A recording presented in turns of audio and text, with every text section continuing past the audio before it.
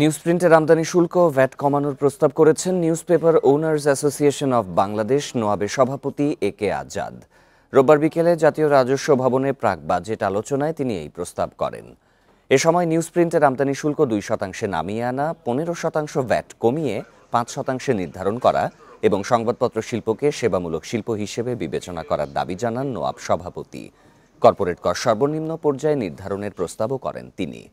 সংবাদপত্র শিল্প বর্তমানে কঠিন সময় পার করছে জানিয়ে তিনি বলেন, বিগত কয়েক বছরে সরকার সংবাদপত্র শিল্পের প্রস্তাবনা বিবেচনায় নেয়নি। এ সময় সব পক্ষের প্রস্তাবনার আলোকেই সরকার সিদ্ধান্ত নেবে বলে জানান এনবিআর চেয়ারম্যান আব্দুর রহমান খান।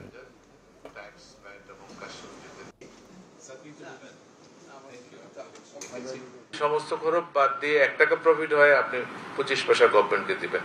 এই জায়গায় আমার মনে আপত্তি করা ঠিক না। সুশাসন এনে আপনার বিশেষ করে টার্ন ওভারের উপরে ট্যাক্স ধরা, তারপরে টিডিএস যেগুলো আছে সেগুলো সব অ্যাডজাস্ট করে ফেলা বা ফেরত না দেওয়া, মিনিমাম করে ফেলা, এই জায়গাগুলোতে আমরা কাজ করবো।